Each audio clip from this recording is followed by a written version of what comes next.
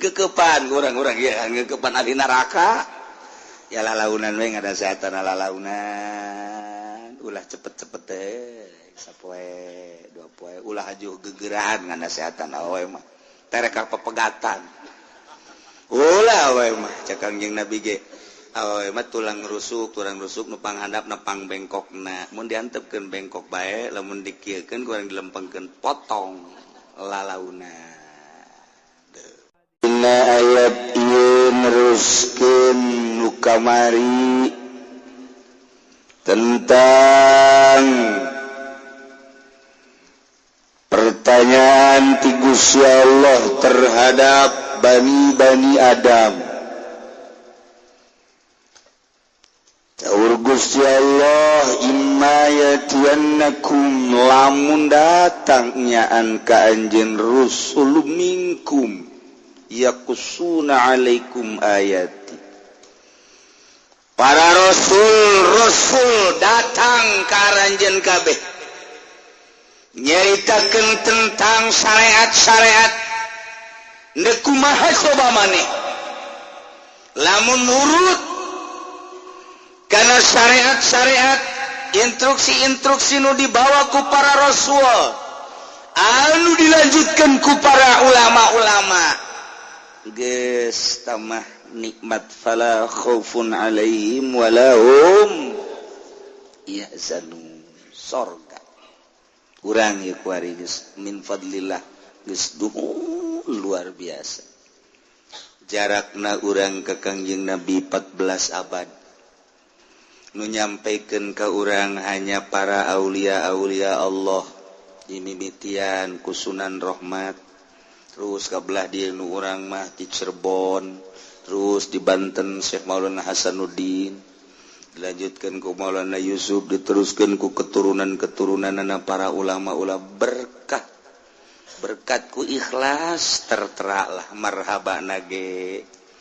menang wali melekat datang ka ayeuna dan lain-lain sebagainya ialah lamun lain fadl Allah atau tetep bae wali tinggal wali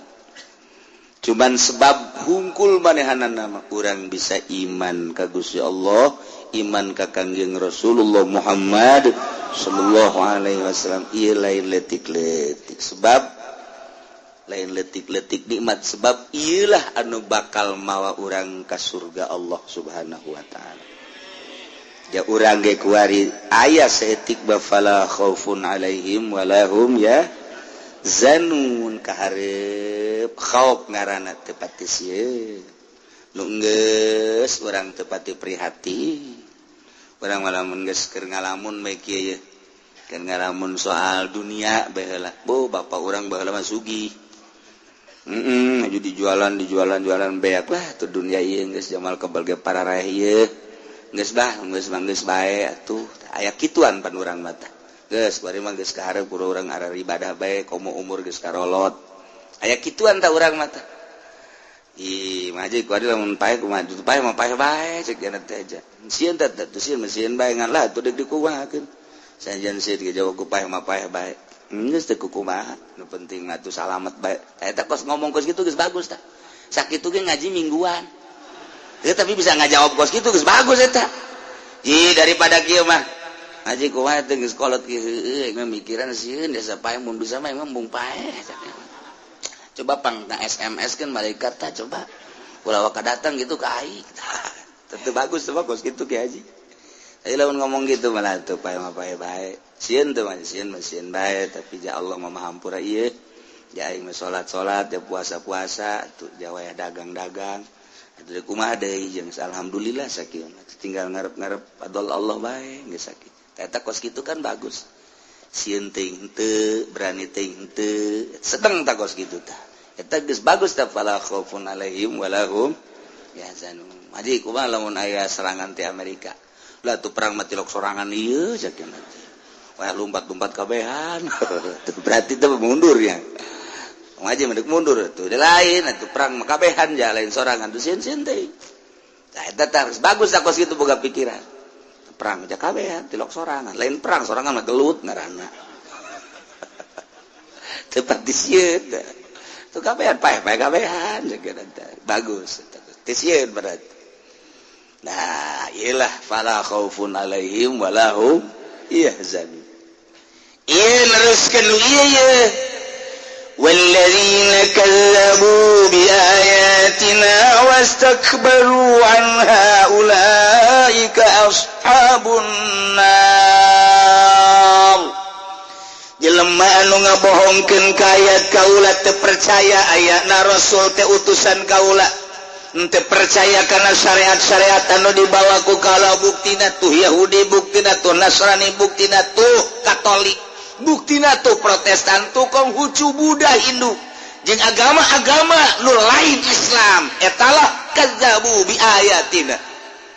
wastakbaru sombongnyana teu daekeun ngantalkeun tarangna kana tanah sujud, teu daekeun lantaran memang teu iman ka Gusti Allah. Gede hulu jelema nu kos kitu teh. Iyalah ulaika ashabun mun nyawa yang calon neraka eta. Asal teu salat teu puasa etalah calon panggangeun Allah di neraka. Ebrak pamajikan urang. Aduh, sia ku aing dikeukepan bae tapi tilok salat. Kumaha ngomong kos kitu. Babagi bae atuh ke di akhirat, kakak atuh ka sorga kula ka neraka tah mun ngomong kitu geus mantep kan hate.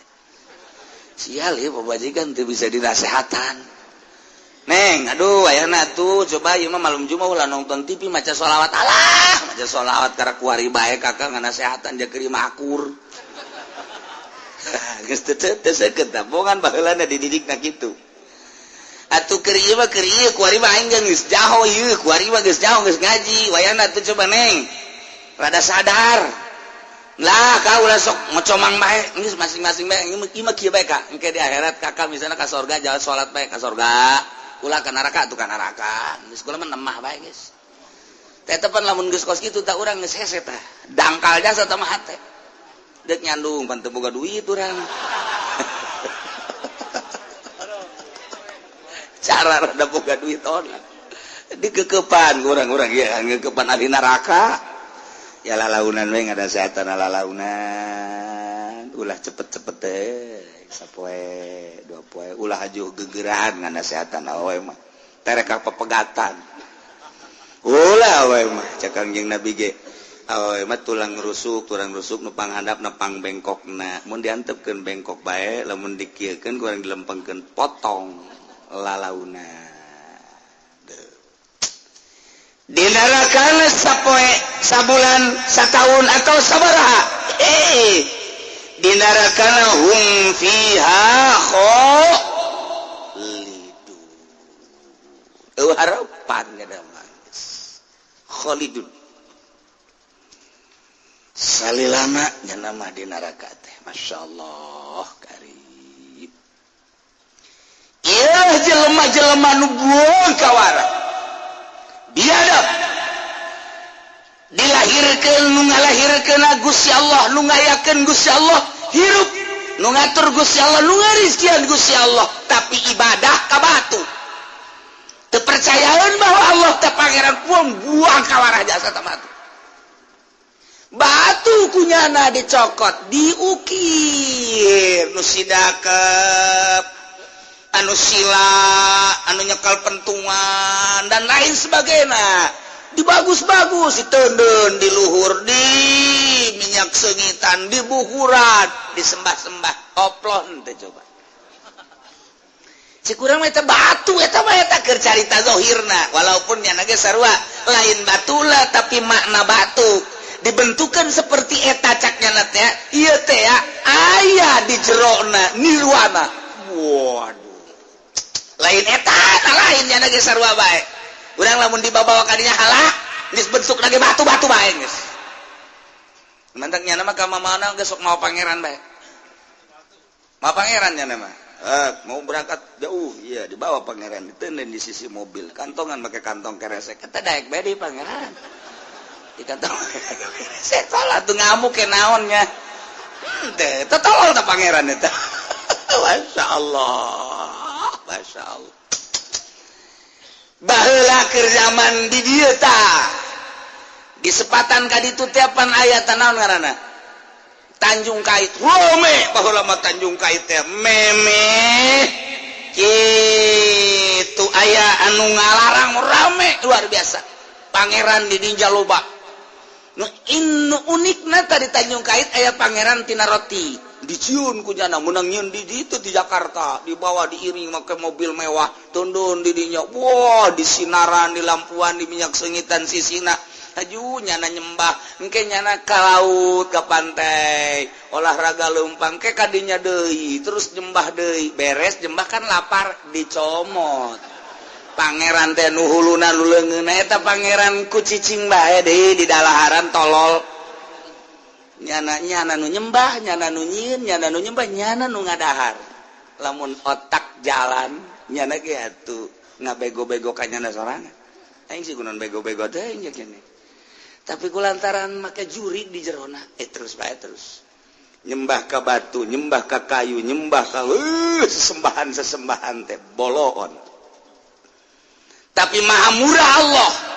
nangieun Allah nang nyiptakeun Allah nu ngayakeun Allah ngahirupkeun jeung ngamatan Allah nyana teu percaya ka Allah dirizkian bae ku Gusti Allah mah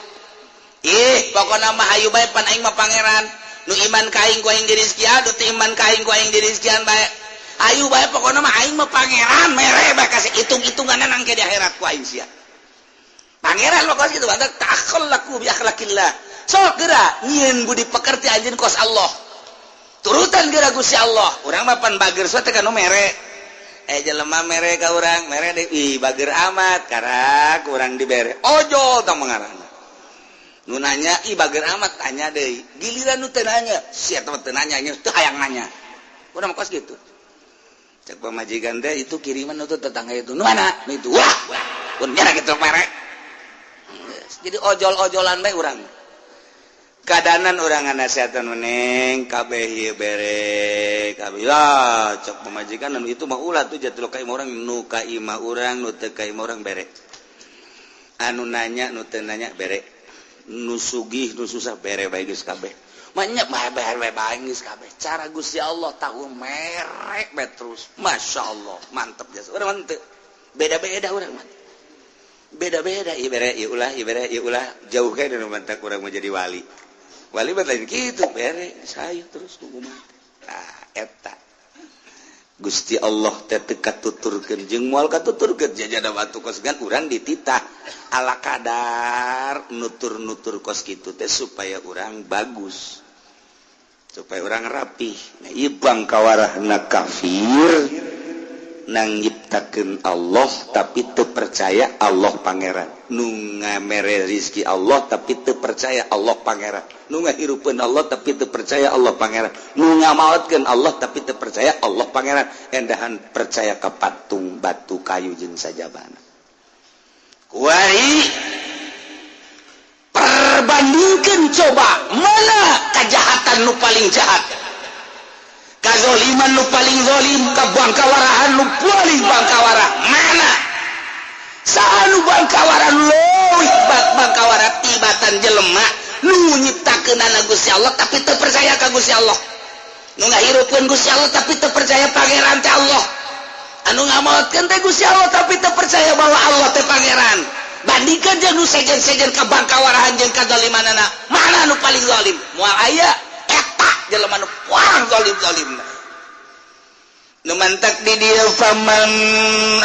faman aulamu mimman iftara 'ala Allahi kadziba ti dieu teh istifham teh hartina nanya talabul fahmi menta paham biasana aya nanya mah kapan teu ngarti tapi kaditu lama berahasia nanya ge urang ge urang teu nyaho urang teh nyaho jalan ieu nu ka mana nanya kan karena teh nyaho mang ngadieu mang aya jalan anu ka Cikande nu mana oh iya nanya ngaranna geus beres urang teh deuk nyaba ka imah ki Holid teh nyaho imahna nu mana urang nanya karena urang teh nyaho mang ngadieu mang aya naon kula deuk ka imah ki Holid nu mana oh itu tuh ieu hiji 2 3 tah eta imah ki Holid oh eta ngaranna teh nyaho kan urang dek nganjang imah Sarwiti nu mana nanya kan tetap Gusti mana emang enak ulah loba omong pokoknya nu mana bae oh itu tuh 1 2 3 4 tuh opat oh itu tuh geus eta ngaranna teu nyaho nanya supaya nyaho tapi pan urang lamun ka anak urang ngalain gitu pan ceng gade ceng ai hayam sabaraha sampean anak nanya ke anak emang urang teu nyaho ai embe sabaraha embe sukuna sabaraha embe ka anak urang embe mal 5 bagus pinter aceng ai kotok sabaraha sukuna kotok mah hiji bener pinter cak indungna tuh bolon kabehan teh mah tuh eta aja tah urang tah eta aja teh beda tuh nanya nu tadi bapan urang hayang nyaho lantaran teu nyaho ieu mah nanya ge deuk mere nyaho ceng ade ceng aja urang belajar bebek sabaraha bebek sukuna bebek oh bebek mah 2 bener 2 ai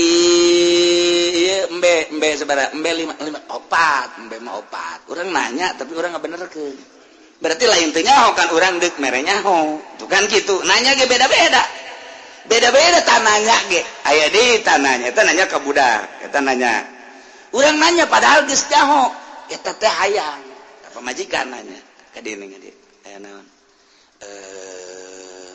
lamun meuli kongkorong dek itu masalah urang geus nyaho pasti teu masalah urang geus nyaho pasti teu masalah ilaha awewe ditanya hayang kongkorong bermasalah jauh eta geus nyaho urang ge pasti jawabanna kos kitu coba neng maningan 30 gram maningan 50 tuh mending 50 aing nyaho pasti jawabanna 50 bila perlu 100 atuh talian be beung kakak ieu gantung eta udah geus nyaho di jero da pasti kos kitu tapi nanya kan urang jadi pertanyaan teh kan beda-beda aya nu kieu kan digerokeun anak ceng ka dieu sakali teu nembalan ceng teu nembalan deui cek geura balik geus magrib ka dieu geus magrib geura balik nyana mah ke ulin keneh bata ulin tanu datang pan urang kana jiwir aing sabaraha kali ngagerokeun sia bego geus sabaraha kali abah ngagerokeun sia teu bisa dijawab 3 bah dicampiling ku abahna aing teu perlu jawaban 3 sia ieu teu nurut ka aing geus sabaraha kali tuh ngaji teh kos kitu tah hese tah nanya-nanya keneh tapi jero maknana lain teh jero maknana urang nanya kakak bogoh waduh geus nyaho kabeh mah rahasiana aduh bertanya urang nanya kakak bogoh urang neng aya teh si jawaban neng dina surat nu kamari atau di SMS asana kurang jelas maksudnya eta jawaban teh kumaha kok jawabanana inilah saya ciptakan melalui panah asmara eta naon maksudna Masya Allah jantung tembus jantung eta nanya sebenarnya mah geus nyaho nya lagi aduh eta mah ku indah-indahna bae geus sayang langsung ngadenge embung melalui SMS kis gitu jadi ditanya jawabanna geus lacenna teh perlu dijawab emang kumaha sapenting teu sare ku lagi sarawe oh aku rek kitu mah nyambung berarti urang garing kabehnya alas marat apa teh jadi gering heran eta mah geus kos kitu bae tah nah ieu ge bertanya ye faman azlamu mimman iftara 'ala Allahi kadziba mantap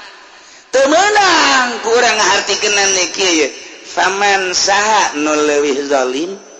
tibatan jelema anu ngabohongkeun ka Allah coba saha nu paling zalim ceblek ngongkos gitu tekenna itu tah coba dulur saha nu paling zalim tah lain nanyakeun kos kitu teu perlu tematak ditafsirna ge lah hiji acan jelema nu paling buang kawara jeung biadab teu perlu pertanyaan teu perlu jawaban teu perlu imah padahal pertanyaan tapi teu perlu jawaban perlu didengekeun doang ku Cilisia. Masa urang-urang acan di dunia nu paling buang kawara, paling goblok, tolol, boloon, paling zalim tibatan jelema nu ngabohongkeun ka Allah, nyeun neko-neko ka Gusti Allah nganisbatkeun syarik ka Gusti Allah nganisbatkeun anak ka Gusti Allah majar Allah boga anak cenah Isa teh anak Allah anu paling blona jelema anu nganisbatkeun anak ka Gusti Allah tolol goblok tolol bolon eta tah ieu bahasana faman azlam moal aya jelema nu zalim timatan eta mun hayang naokan zalim eta jelema pang zalim nama pang buang kawarah nama nu nyarikeun ka Gusti Allah bahwa Allah teh ngabogaan syarik yeun bumi teh kudu boga batur ngarizkian teh kudu boga batur aya syarik atawa nyarikeun ka Gusti Allah teh bahwa aya deui pangeran salian Allah mangeranan ka batu ngalerangan ka kain jeung sajabana eta syarik ngaranna eta jelema bangkawarah mah kafir teh. Jadi kamu disimpulkan memual aya jelema nu leuwih zalim jeung bangkawarah tibatan kafir eta nu bangkawarah mah lantaran geus disadiakeun tempat dageng ke di akhirat urang mah geus disadiakeun di sorga nya mah di neraka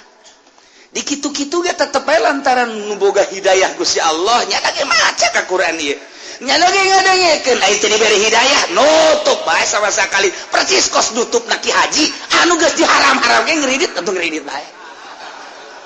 katutup bae tetep bae sanajan geus diharam-haram ge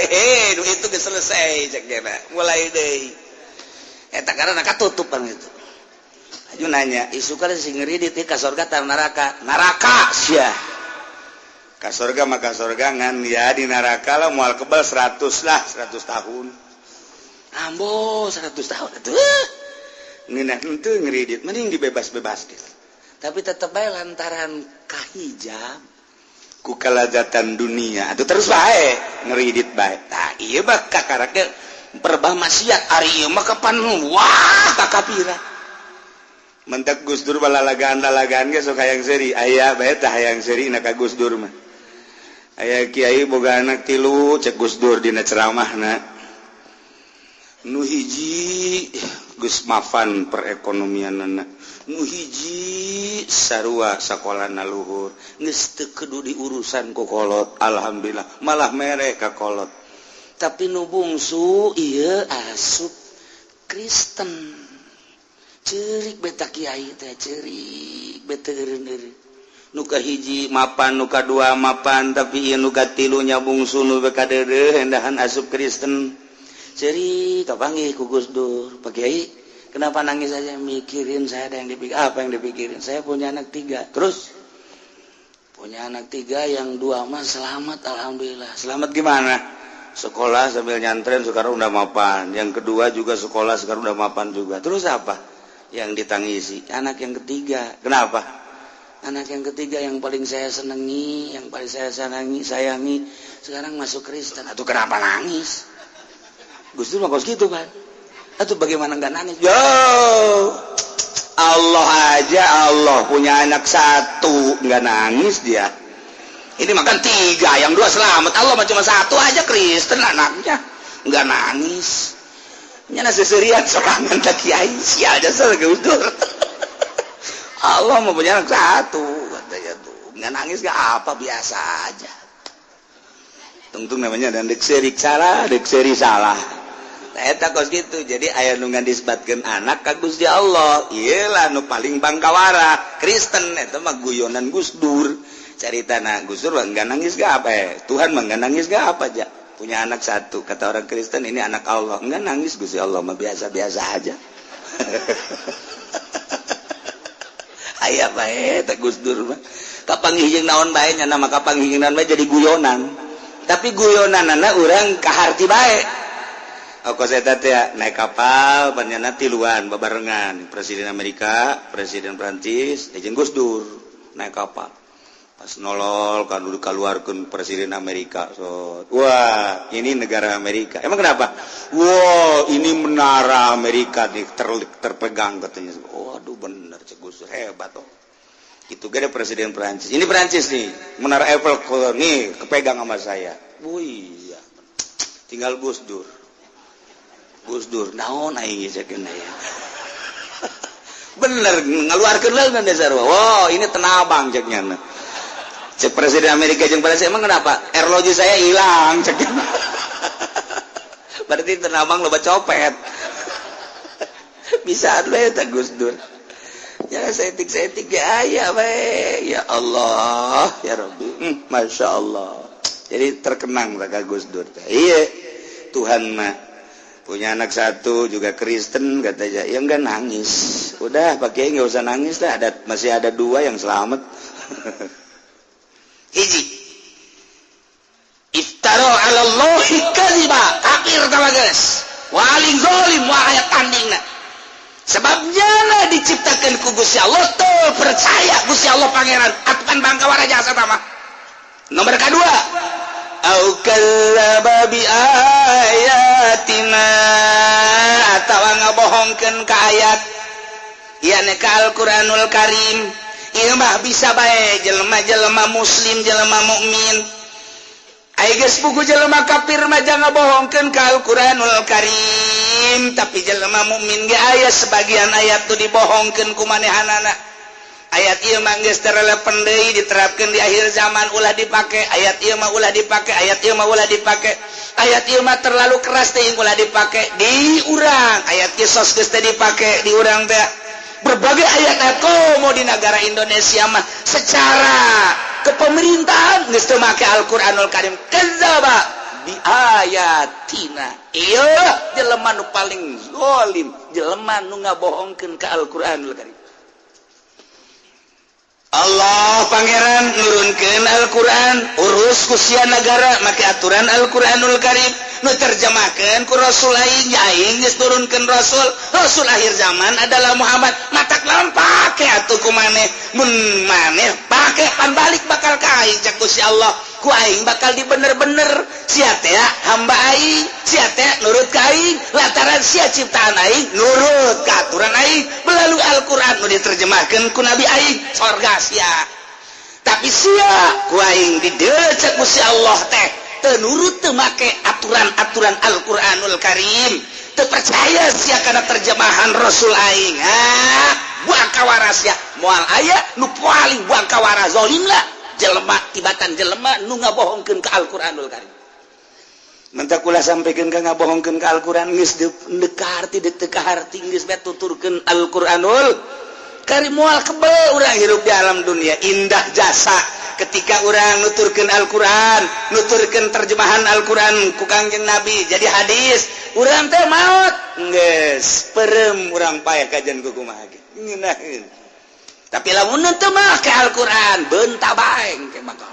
teu daekeun peureum molotot bae ieu cilaka ieu tadi batak si ade ewe deui jelema nu paling zalim kecuali jelema anu ngabohongkeun ka Gusti Allah nganisbatkeun sari ka Gusti Allah endahan boga pangeran deui batu kayu jeung sajabana atawa nganisbatkeun anak cara Kristen Tritunggal Isa ibnullah ieu nu paling bangkawara kadua au kadzdzaba bi ayatina atawa ngabohongkeun ka ayat teu percaya ka Al-Qur'anul Karim dibaca tapi teu dipake sarua jeung ngabohongkeun jadi pakai aturan secara global, secara internasional atau secara nasional. Iya, termasuk jelema nu buang kawara zalimna pohara jasa. Kuari kurang terjemahkeun, atuh berarti nu zalim di urang mah atuh lurah. Secara rinci nah sebabnya na teu make Quran mutuskeunana camat. Kaluhurna ya bupati, kaluhurna ya gubernur. Luhurna deui ya DPR nu ngelola hukumnya tapi teu make Quran. Mantak lamun keur ngajabat DPR paeh geus. Sateun we pokona mah. Terus ieu cenah kiai ulah sok kitu sebab di dieu ge loba kuari DPR nu ngayantepkeun kana karasaeun ku jantungna. Ieu cenah ke minggu hareup teu ngaji los ngaji ka ditu kieu sia ka Kiai Golkar sia sarwana ka ditu. Geus aing mah ngaji geus kieu kos kieu bae supaya salalamet kabehan. Ih, ini kemana lompat ya? Nyanu ka Golkar ge paeh keneh. Ih, terus bentak Pak Harto hudang deui. Apa kabare? Piye kabare? Hudang tulang Soeharto hudang. Nah, menteri ya ujung-ujungnya si eta nomor 1. tak sih hade iya lah diterjemahkan sebab jara kadzaba bi ayatina satungtungnya ngabohongkeun ka ayat teu make ayat-ayat Al-Qur'an komo hakim jaksa pengacara tah geus pahara jasa geus jaritakeurana lantaran nyalahgunakeun aturan Al-Qur'anul Karim kumaha jalma nu kitu kumaha tah ngabohongkeun ka Gusti Allah ngabohongkeun ka ayat-ayat Al-Qur'anul Karim ulaika yanaluhum nasibuhum minal kitab jelema-jelema nu ngabohongkeun ka Gusti Allah nganisbatkeun syarikan ka Gusti Allah jeung anak ka Gusti Allah kitu keneh jeung nu jelema ngabohongkeun ka Al-Qur'anul Karim teu make kana aturan-aturan Al-Qur'anul Karim ulaika jelema eta lah yanaluhum anu bakal memperoleh bagianana minal kitab tilauhil mahfuz mimma kutiba lahum geus dicatat dina lauhil mahfuz mina rizki wal ajal wa ghairi dzalik rizkina jeung ajalna ge geus dicatat sagala rupana geus dicatat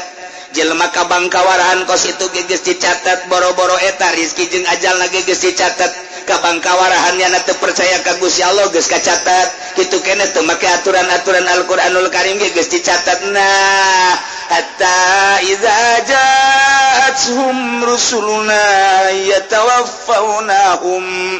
datanglah utusan-utusan Gusti Allah ka anjeunna yakni malaikat-malaikat nu bakal ngamaotannya yakni malaikat Israil. Ketika malaikat Israel datang kolu cek malaikat ngomong kanyana di udak-udak kitab kita dia teh maksudna mangejek mungkin bae di rumah sakit jelemana mungkin bae kerja jaguar ringkas mungkin bae keur di hotel paeh mah jatuh iraha katangtuanana bae teu saha ketika manehanana geus dikieu-kieu ku malaikat teu lompat ka mana sia mun di rumah sakit atawa di hotel atawa manehanana keur happy-happy di mana bae atawa keur diuk di mah keur ngedeng aina ma kuntum tad'una min dunillah cak malaikat saha ieu mun bahasana susah Sunda sahaya saha cek malaikat ieu aing malaikat maut nu bakal merenggut nyawa sia eta keur carita urang Tangerang tapi lamun kok urang Rangkas mah aing teh malaikat maut bakal ngerenggut nyawa dia leuwih serem deui apa di Rangkas betung atuh Masya Allah, dek lompat ke mana dia? Dek lompat ke mana dia? Ayo coba aina ma kuntum tadauna mana pangeran nu sia disembah geura pentatulul sia min dunillah salian Allah. Nu kamari sia nyembah ka Isa, nu kamari sia nyembah ka patung, nu kamari sia nyembah ka Maryam, nu kamari sia nyembah ka kayu, nu kamari sia nyembah ka jabatan. Aina ma kuntum tadauna mana? Ayo datang ke sia aing bakal ngarenggut nyawa sia dek kumaha coba lamun geus kitu ngahinakeun ngejek tabkitan bahasa kos kitu ayo di kitu-kitu teh memeh tah mantap cenah memolotot oh eta teh keur diajak bicara ngeret deui ke molotot teh coba ge deuleu Kristen Katolik Buddha kafir coba deuleu ge cek mamang teh nanaonan teh nu kitu beus sia ngabuktikeun sia mah nanaonan sagala naon dititah kos kitu sia mah coba ge sok di rumah sakit bae lamun aya deket kafir urang ngeri di rumah ieu nanaon karena ngadenge sakarat mah kitu urang ngedengu ulun tuh ngedengu tah tanyakeun ka urang kampung Melayu mah pan loba tatanggana encek Cina teteh sugih henteu Cina ongkoh pan atuh bade teh rugi dunia akhirat apa kos itu mah ieu ono boga pabrik nya boga kemewahan di dunia itu di kampung Melayu nu memang kampung Melayu teh naon tah memang kampung Melayu sewan leuwih parah sewan mah Cina sewan mah leuwih parah macul aya di nyana Cina sewan atuh ngaranna dagang uleg aya di nyana Cina sewan tae coba ge tonton coba Cina eta obo bangsa ieu mah nu kos kara itu bos siapa ini siapa? Kamu pasti tidak kenal, ini malaikat maut. Jangan main-main, saya suka main-main. Kawan sia dibuktikan ulu telele kabeh ge geus sakarat pa ulu telele. Ya Allah ya Rabbi, nyana nantangan ngejek malaikat maut ge ngejek. Aina ma kuntum tad'una min dunillah, mana nu pangeran nu kumane disembah ayo ngadu jeung aing atusan pangeran nu ase ay. Mana pangeran sia batu teh, mana pangeran sia kayu teh, datangkeun geura minta tulung sia ka aing dikerakap sia ku aing. Masya Allah ta'ala geus kos kitu deh kumaha ai panai ka urang mah datang na malaikat teh salam assalamualaikum. Waalaikumsalam. Sae seakan-akan kitu bakal sebab urang teh neuleuh teh tan neuleuh nyana mulai bentak seakan-akan ulang bertanya make di alam eta urang bertanya ka nyana di alam nu eta ngan teu kadenya tuh lamun kadenya mah jelema hariman kabeh. Atuh buku iya tak kos gitu mulai bentak geus datang lain deuleuh. Nu mantak lamun geus biasa zikir kenceng zikir la ilaha illallah la ilaha illallah la ilaha lain rasaan panjana gitu. Anu biasa balak genep eta parah ya. Waduh. Atuh lamun koprok mah koprok. Aduh bahaya. Nu sok main catur kuncung. Geus lain alam. Matak sing hade malakal maut datang ka urang. Assalamualaikum. Seakan seperti itu. Waalaikumsalam. Sa abdi malakal maut. Oh, badan nyabut nyawa sumuhun ke abdi siap-siap gara siap-siap. Mulai zikir sorangan kan. La ilaha illallah tanpa dititah la ilaha illallah la ilaha illallah nyana geus sorangan geus terbiasa geus nginget nyana paeh ya aing geus langsung set ngeunaheun ka. Malah dunia setan ku malakal tenang bae, tenang ulah rurusuhan kalem bae geura siap-siap ingetkeun ka Allah nyana nganasehatan urang. Kan ngeunaheun. Lamun ka kafir kos kieu tah ayeuna ma kuntum tad'una min dunillah. Mana pangeran sia nu kumaneh disembah-sembah ayo geura datangkeun. Atuh ka urang ge sarua. Ieu kan ka kafir ka urang ge. Pak Haji ulah kaget. Pak Haji kan kamari salat puasa santunan yatim nu kamari geus disadekeun 10 juta kan teu jadi kan. Haji hook kan. Cek aja sial jasa malaikat. Nyingsieunan aing. Pelit kan. Ente bener ya teh ngomong ayo geura siap. Geus je pangeran mah Allah kula utusanana geus pindah tempat doang. Pindah tempat kuari di dunia isuk pagi atau di alam barzah ulah sieun ayo bae geura zikir la ilaha illallah la ilaha illallah tah mulai set paut lamun ka kafir tah ngejek ka urang mah ngagungkeun tinggal kitu bae ieu tabkitan ngejek ka kafir koh ayeuna mah kuntum mana Tuhan wajah singgo ditanya ke malaikat ngejek atuh malaikat ge atuh bahasana ge kita iya Tuhan coba sampaikan sini ya kok ngejekan malaikat tuh ulah gitu ke bahasana enggak gua mau ngejek aja sama lu. Ya Karim kumaha teh jawabna qalu dallu anna wa syahidu ala anfusihim. Kafir-kafir ge ngararomong dolu leungit malaikat teh balaeta pangeran teh gobu geus sareuwana ti kaula. Sanajan disebutan ketika mari kula salila keur di rumah sakit nyebutan ke pangeran kaula tapi palam narohum teu neuleuseut ketika can sugan hadir wakilna atuh ka dieu. Komo pangeranna nama ngomongnya lagi. Geus disebutan salila di rumah sakit berbaring teh kaula teh terus bae ngundangan pangeran nu leutik datang ka nu gede jauh nonghol tolol ta pangeran kunyana geus ditolol-tolol. Atuh sugan aya utusanana anak pangeran jauh wakil-wakil eueuh cekeuna dallu anna leungit pangeran ilang gaib eueuh di penglihatan mata dumantak sakitu disebutan ge diundang ge falam narahum kaulat teu neuleuh ayo geura undang undang deui cek malaikat eueuh mantak wasyahidu ala anfusihim nyana bersaksi kana dirina ketika nyana dek maut annahum kanu kafirin dirina bersaksi bahwa dirina paul maut teh kafir lantaran bayangan-bayangan api tempat nyana neraka geus sadar nyana aduh aing maut teh kafir teu bisaeun nyana maca syahadat sebab jana teu pernah maca syahadat hese atuh boro-boro didadak keur sakarat cangkira nu asup Islam bae ge singko sinci deuk asup Islam kita maca syahadat wese jasa kurang dituntun asyhadu acadu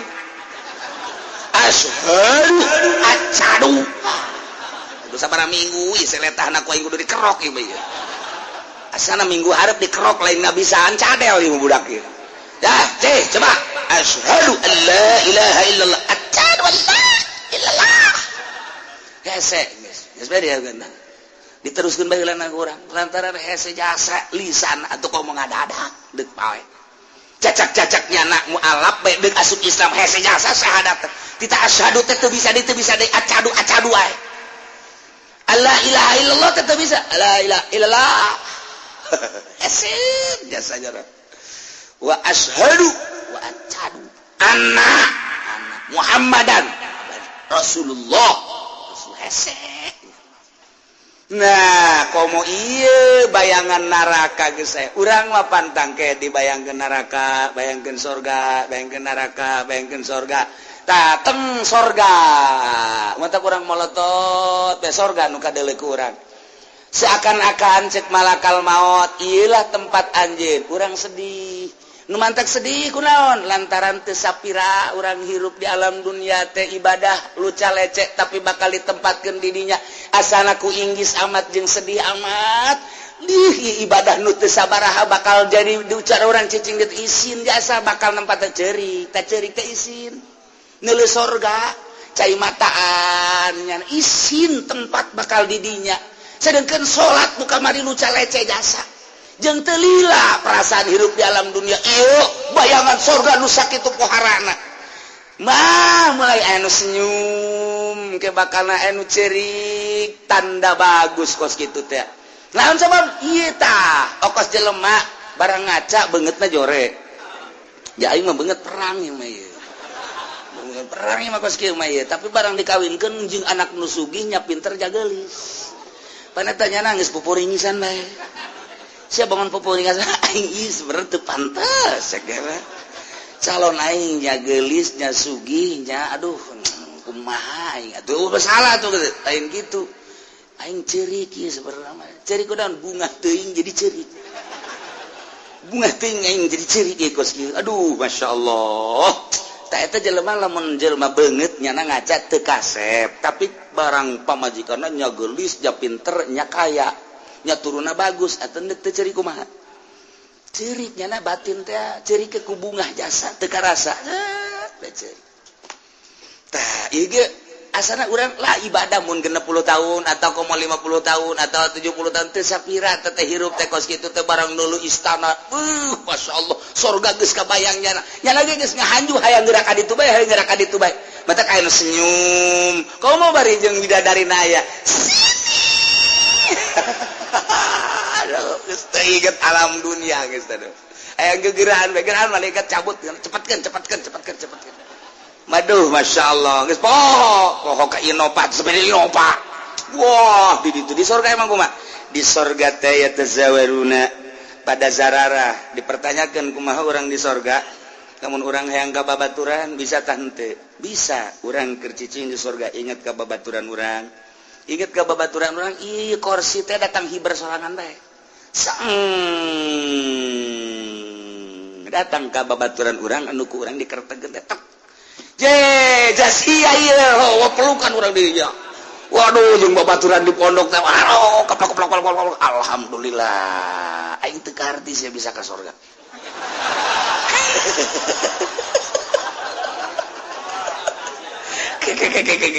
Aing onam ka surga. Ja aing mah jelema bagem mulus ya. Kita di surga teh kos kitu beneran ieu mah kumaha lalagan. Eta aya bahasa kos kitu tah. jadi ku bunga-bunga nanya teh silih tanya ke aing nanya ka sia jas sia mah potongan ka surga emang kunaon gitu atuh pan sendal aing beak ku sia rokok aing asal leungit ku sia tapi sia bisa ka surga kumaha tah aing ge sabenerna mah leutik hate tadi nama ngan sia barang dipalingan ku aing teh jas sia mah pan ridho bae emang aing ridho tak ku ridho sia aing maling teh kanu sia ja aing anu sejen mah lain mu aing maling itu lain maling aing mah kufaul lima ridho uka weuh ku sebab aing nyaho jasa ridho sia mah teh dicokotan ge sia mah ridho bae atuh heuh emang tak ku ridho sia eta lah aing asup ka surga aing ge teu arti sia bisa asup ka surga kunaon dia cek nyana deui nanya pan sia mah bager ge semu doang gitu tapi bisa ka surga tah silih tanya di dinya tuh biasa berame di surga alhamdulillah ieu urang bisa ka surga kitu sangkanya ai babaturan urang nu si anu teh di mana nu mana si Jepri teh naonnya nyana ka surga apaan teh ieu udang da ieu bareng kursi datang Udin sia ieu aduh pelukan deui tak jadi eta kos karar itu di sorga teh eta geus kanyahoan sia ieu di jalan naon kula mah gang peking gang peking manya di sorga gang peking segala gang perukutu teutik amat tah mah puri aya kos kitu mah di sorga mah atuh saablag-ablag masyaallah teh ieu ku bunga-bungana masyaallah mantaklah urang mah geus bae maning ditinggalkeun permaksiatan deuleu itu bae heulanan dulu itu baik bidadari 70 geus menunggu urang Haji Soleh sini Haji Pendi sono aduh geus dikitu-kitu ya Karim Masya Allah geus di dunia orang poho-pohokeun urang bersihan ibadah nu sesuaikeun jeung syariat kemudian atuh ayeuna mah permaksiatan stop urang ulah loba ting nonton TV malam-malam geus di stop bae geus kakolotnakeun mah geus ulah kudu cupar geus bae geus pepegatan segala HP segala televisi segala gitu geus hiji bae aing mah kanikmatan akhirat geus masyaallah pohara jasa urang mun nyaritakeun akhirat lain lalaga tapi pan ieu urang nyaritakeun kafir mah ngeri cek malakal maut aina ma kuntum tad'una min dunillah Pangeran sia salian Allah nu sia disembah datangkeun ku ari ayo dulu pangeran palam narahum kaula geus teu deuleu wa syahidu ala anfusihim nyana bersaksi atas dirina annahum kanu kafirin bahwa nyana maot kafir nu tadi teh nu dicaritakeun ulaika ashabun nari hum fiha khalidun iyalah yang jelema-jelema nu boga pangeranna batu jelema nu boga pangeranna kayu jelema nu boga pangeranna makhluk jelema nu boga pangeranna salian ti Allah etalah nu bakal jadi ashabun nari hum fiha lidun etalah jelema nu pangbuang kawara pang zalim-zalimna sebab nu nyiptakeun Allah nya na teu percaya ka pencipta mentak urang mah sakieu geus lain lalagaan bersyukur na geus pohara jasa geus alhamdulillahirabbil alamin ieu masih berlanjut keneh ayat ieu engke sanggeus sapahe annahum kanu kafirin engke kumaha coba ya sanggeus sapahe wala udkhulu fi umamin qad khalat min qablikum wah beuki rame bae ujianna sanggeus sapaeh bakal kumaha ieu mudah-mudahan teu ngapesan bae pokona wallahu a'lam gaduh putra di antarana ialah Qabil sareng Habil Kangjeng Nabi Adam seluruh nagaduh putrana adalah tis'atun wa salasuna 39 boga anakna 39 Kangjeng Nabi Adam dunia sakil legana diesian ku 39 sedengkeun ablag-ablagan sepi meureun dunia eta kakarak Kangjeng Nabi Adam Siti Hawa haju anaka ngan ari Qabil mah Qabil eta cak sariwayat mah lahirna di sorga Ari Habil mah lahirna di dunia di dia di bumi. Cak sariwayat Qabil mah Qabil eta kelahiran sorganya nama tah. Qabil Ari Habil mah kelahiran bumi. Supaya rada cepet Gusti Allah teh ngalobakeun makhluk maka ngalahirna ieu Siti Hawa sakali lahir sajodo dua lalaki awewe lalaki awe kitu bae tah sajodo tah kabeneran Qabil mah ngajodona ieu jeung hiji awewe nu ngaran Iqlima gelis Ai Habil sajodona jeung Labuda rada kurang gelis modal berbes lah gitu rada kurang gelis sedangkan instruksi ti Gusti Allah kawin teh silang disilang kawina lamun tadi Qabil ngadulurna ieu adalah jeung Iklimah tah si Iklimana kudu kawina jeung Habil anu tadi kaluarna ngajodona teh jeung Labuda tah Labuda kawina teh jeung Qabil jadi disilang-silang anu pertama lalaki awewe nu kadua lalaki awewe tah lalaki nu kadua kawin ka awewe nu pertama lalaki nu pertama kawin ka awewe nu kadua kitu bae tah silang ulah dikawin kuno babarengan jeung ngalahirna harita jadi teu meunang bareng jeung kembaranana etalah hukum di zaman Kangjeng Nabi Adam alaihis kawin dipersilakeun geus aya instruksi kawin cuman instruksi hukumna kudu disilang teu meunang jeung kembaranana eta hukum mulai tadi dijatah lantaran begitu diinstruksikeun kawin umur kakarak 20 tahunan kabeh ge. Instruksi ti Gusti Allah kawin seperti eta, sak ti Qabil kakakna ngeunah bae sia Habil dikawinkeun ka kembaran aing geulis ka bapan ayeuna si bayi. Kawin ka kembaran sia ieu. Dideuleu atuh kulit. Ya berebes lah. Cak urang berebes emang ulu geulis gitu di berebes. Kos gitu tah jadi kurang naon gitu amperna kurang naik Qabil jol we iblis datang ka jero hatena mulai ta iblis ge pan diusir di sorga leuwih ti heula pan iblis wah ini cak iblis makanan gua asup ka jero hatena bil siapa pan kelahiran sorga sarua jeung aing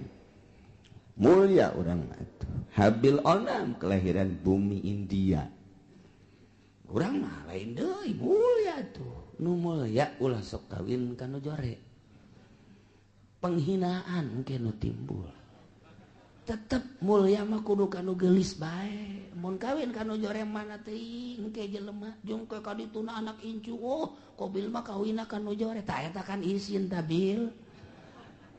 cak jurig ya pugu cek jangan jatuh pugu embung ya ge eta mah abah ngomong cenah hukum ti Allah eta bohong sebenarnya mah eta bohong eta eueuh ti dituna eta mah kabisa abah bae abah teh deudeuheun ka Ki Habil ka adisian nu mentek dikawinkeun kudu ka kembaran sia nu geulis ai sia nu kakakna nu kelahiran di ditu kudu kawin ka adina Habil eta teh lain ti Gusti Allah kajeun kumaha ge bibisaanan bapa sia Adam ngaranna instruksi ka ditu demo apa ka ditu kamari kan demo ka Jakarta demo pugu ieu ge cak Qabil teh aing tetep bae embung kajeun kumaha ge embung bae beja ka abahna bah naon Qabil ubah abah bae iya lu bener ya utar atur nikah ya kayak gitu instruksi itu Gusti Allah asal teu adil ya kos kieu ya manya ai kula dikawinkeun kanu kurang geulis ari Habil dikawinkeun kanu geulis ta ieu teh takur kos kieu teh lain ti Gusti Allah kajen ku kumaha ge kadengen ku Habil cek Habil teh Qabil ulah kitu aing mah ja ande kata aing titah kawin kanu jore aing mah daek bae namun bener-bener instruksi ti Gusti Allah aing mah geus kumaha Allah bae lantaran dia moal kembali hidup di dunia engke ge urang bakal baliknya ka Allah dalah sia ngomong sangeunahna bae geus bae we ieu mah bohong ieu lain ti Allah ya kajen ku kumaha lain ti Allah ieu mah kajen ti Abah ieu mah memang Abah bangka warah ya mulai ta eta lamun sok nyarekan Abah teh eta mimitina teh tidinya tah di Cikubaya duaan dan sok nyarekan Abah teh iya